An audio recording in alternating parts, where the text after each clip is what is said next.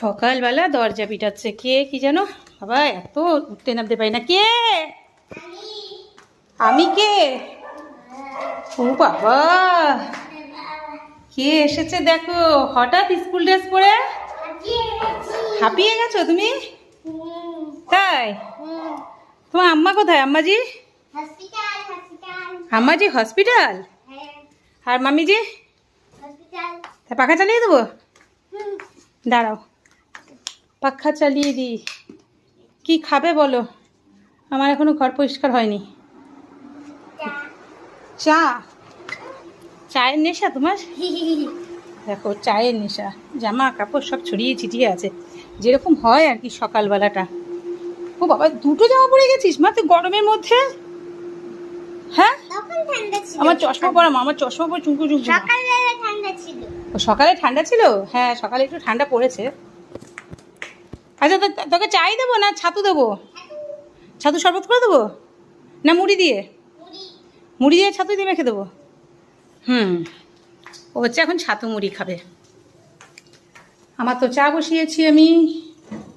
আজ অনেক বেলা হয়ে গেছে কিন্তু কিছু করার নেই, বেলা তো হবেই, একা হাতে যেহেতু করছি আমি। কি করবো বলো, একা একা করলে এটাই হয়। মানুষ একা থাকাটা খুব প্রবলেম হয়ে যায় প্রচণ্ড। অনেকে একা থাকতে চায় কিন্তু আমার একদম ভালো লাগে না, একদমই ভালো লাগে না। আজকে আমার মা, আমার ভাইয়ের বউ আছে, কি সুন্দর শাশুড়ি বৌমা, এরকম থাকলে ঠিক আছে। দেখো মাছ ভেজানো আছে, এখন ছাতু মুড়িটা মেখে দিই। এটা ছাতু আছে। একদিন কি হয়েছে শোনো, আমার ছেলেকে আমি বলেছি তুই কী খাবি, বলছে মা ছাতু মুড়ি খাবো। এবার আমি এরকমই ভুলে গেছি যে ওখানে ছাতুর কৌটোটার মধ্যে বেসন রেখেছি। আমি কি করেছি, বেসন দিয়ে ওকে মেখে দিয়েছি। এবার ও খাচ্ছে, খেয়ে বলছে আমার স্বাদটা না কীরকম লাগছে। আমি তো একটুও নষ্ট করবি না, নতুন ছাতুর প্যাকেট আছে, তুই পুরোটা খেয়ে নিবি, ফিনিশ করবি। কিছুতেই খেতে পারছে না, ও কাশছে। আমি ঠিক আছে রেখে দে তাহলে।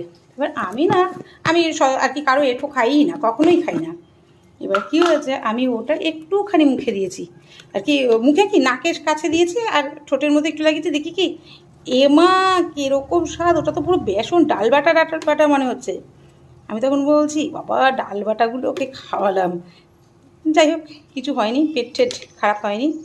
আমি বলছি আর হাসছি, নিজেই আর কি ভাবছি, যখন হাসছি। আমি আমার মা ভাইয়ের বউ ওদেরকে বললাম যে জানো ছেলে এরকম ছেলেকে খাইয়ে দিয়েছি। মা বলে